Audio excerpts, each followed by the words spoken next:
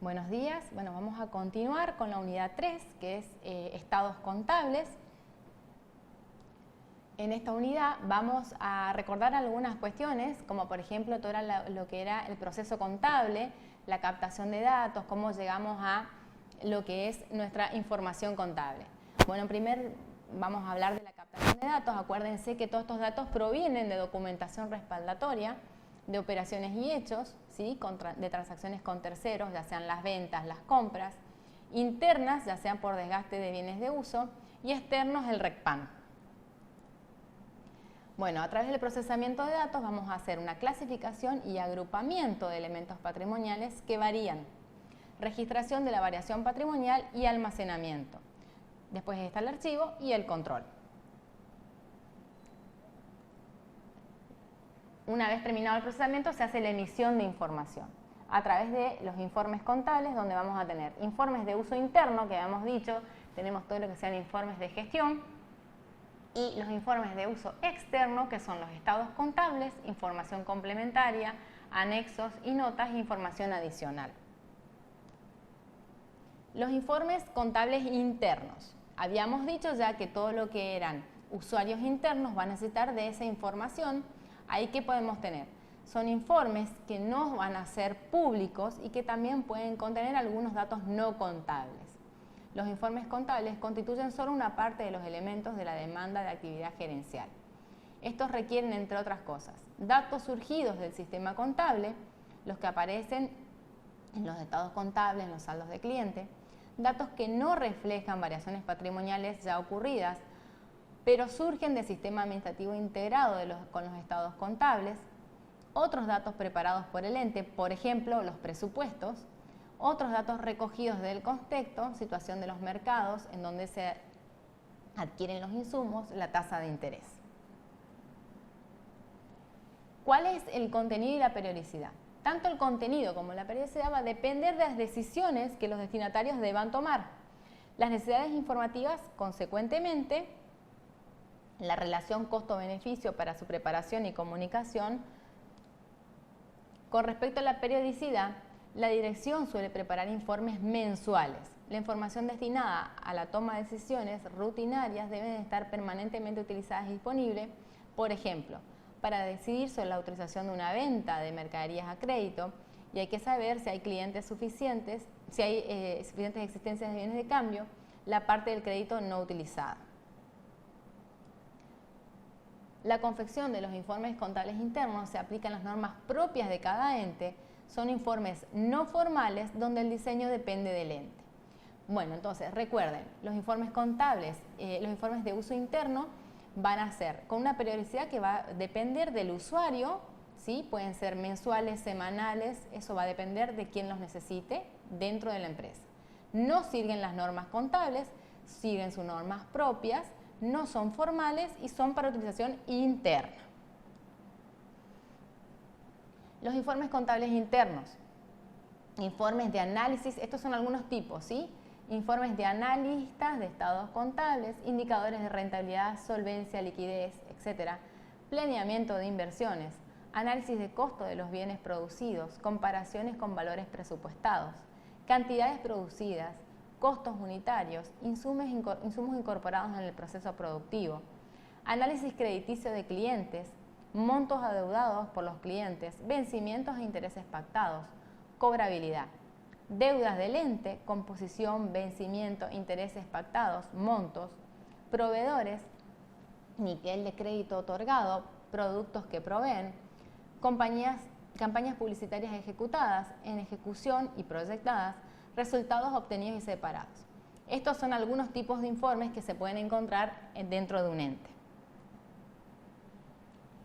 Información de uso externo.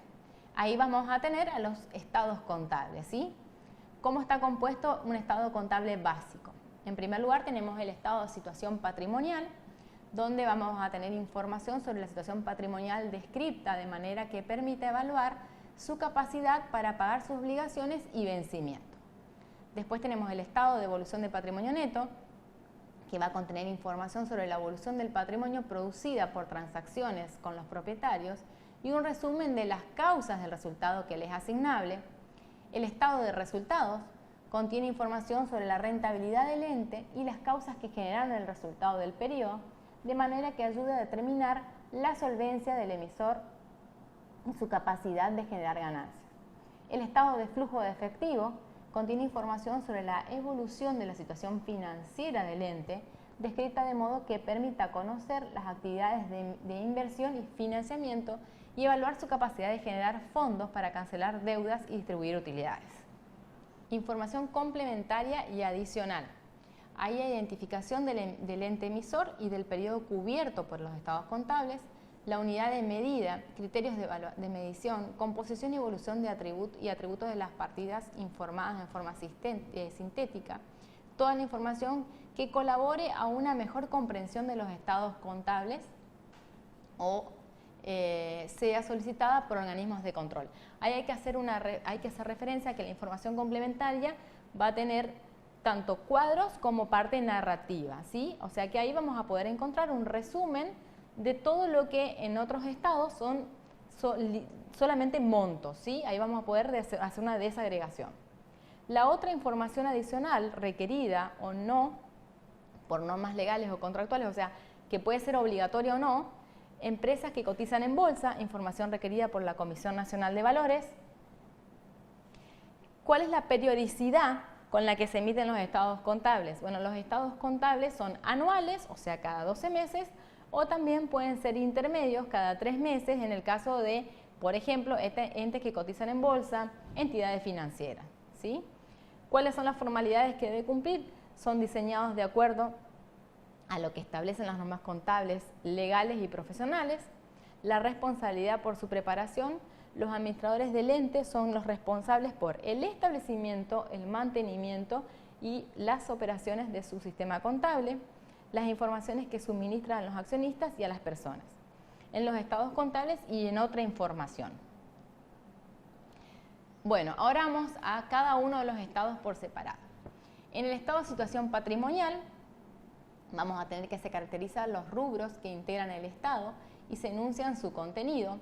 Las partidas del activo y pasivo se clasifican en corrientes y no corrientes y dentro de este grupo según su naturaleza. Los rubros del activo se ordenan en un grado decreciente de su liquidez global. Los rubros del pasivo se exponen primero las obligaciones ciertas y luego las contingencias. Bueno, ¿qué activos vamos a tener? Caja y bancos, inversiones, créditos, bienes de cambio, bienes de uso, bienes intangibles, otros activos y llave de negocio.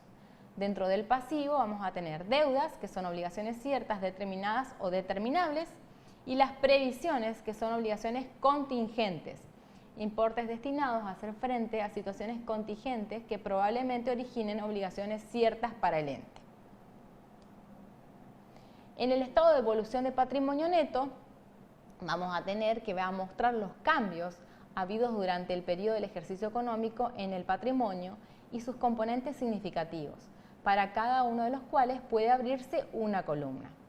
Los objetivos de medición contable son el patrimonio al comienzo y al cierre, las transacciones de los propietarios, los resultados del periodo. ¿Qué vamos a tener desagregando? En la parte de aporte de los propietarios vamos a tener el capital, que es la parte del patrimonio que ha sido suministrada por los propietarios, ajuste al capital, aportes no capitalizados y dentro de estos podemos tener prima de emisión y aportes irrevocables. En la parte de resultados podemos tener anteriores y del ejercicio, resultados de disponibilidad restringida, como por ejemplo la reserva legal, reserva estatutaria y contractuales, resultados de libre disponibilidad. En el estado de resultados vamos a tener que brindar información sobre las causas que generaron el resultado del periodo cubierto por los estados contables, expuestas de manera que ayuden a los usuarios a evaluar la gestión de los administradores, confirmar sus predicciones anteriores, predecir los resultados futuros, comparar el desempeño del ente con otros entes similares. Debe referirse en forma sintética a los ingresos, gastos, ganancias y pérdidas, participaciones de terceros en los resultados de la sociedad controlada, impuesto a las ganancias. En el estado de flujo de efectivo, el contenido está dado por las variaciones netas de los montos de los recursos financieros y las causas de esas variaciones. Forma de exposición. Primero vamos a colocar la variación neta, o sea, del monto de los recursos financieros, deberá exponerse mostrando debidamente conciliados con los importes del estado de situación patrimonial. Partimos de un saldo al inicio, ajustado por modificaciones de ejercicios anteriores, y un saldo al cierre. En segundo lugar, vamos a poner las causas de la variación, debe exponerse por separado. Los flujos de fondos provenientes de la actividad operativa, entonces ahí tenemos ocasionados por partidas ordinarias y los ocasionados por partidas extraordinarias, flujos de fondos provenientes de la actividad de inversión y los flujos provenientes de las actividades de financiación. ¿Qué vamos a encontrar dentro de actividades operativas? Actividades principal del ente que producen ingresos, y ahí vamos a tener cobros originados en ventas de bienes, de servicios, regalías y comisiones, pagos a proveedores de bienes y servicios, pagos a empleados y por cuenta de ellos, o sea, retenciones, pagos y devoluciones del impuesto a las ganancias. Otras actividades no comprendidas en la actividad de inversión o de financiación, incluyendo compras y ventas de acciones o títulos de deuda que originan flujos de fondos destinados al negocio habitual. Dentro de actividades de inversión vamos a tener las adquisiciones y enajenaciones de activos realizables a largo plazo, o sea, bienes de uso e intangibles. Deben mostrarse por separado las relaciones con otras unidades de negocio. Inversiones no equivalentes de efectivo, acciones y títulos de deuda emitidos por otras sociedades relacionadas con participaciones en negocios conjuntos. Deben mostrarse por separado las relacionadas con adquisición o enajenación de sociedades controladas. En las actividades de financiación vamos a tener transacciones con los propietarios del capital, cobros procedentes de la emisión de acciones u otros instrumentos del patrimonio, pagos a los propietarios por la adquisición de acciones propias, proveedores de préstamos, cobros originados en la emisión de títulos de deuda, préstamos, documentos, hipotecas y otros préstamos a corto y largo plazo. Pago de estos pasivos, pagos a arrendamientos para reducir una deuda por arrendamiento financiero. El estado de variación de efectivo se lo puede preparar con dos métodos. El método directo, que muestra los efectos de cada transacción operativa relevante. Cobros a cliente por venta de bienes y servicios, pagos a proveedores por compras de bienes y servicios, pagos a empleados y por cuenta de ellos, pagos de gastos de comercialización y administración, pagos de costos financieros, pagos del impuesto a las ganancias y otros, flujos de operaciones extraordinarias. En el método indirecto muestra un efecto de las actividades operativas mediante conciliaciones. El resultado ordinario y extraordinario informado en el estado de resultado se le suma o resta.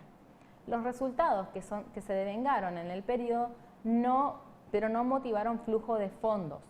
Los flujos de recursos financieros del periodo correspondientes a resultados de periodos anteriores y de actividades de financiación o inversión.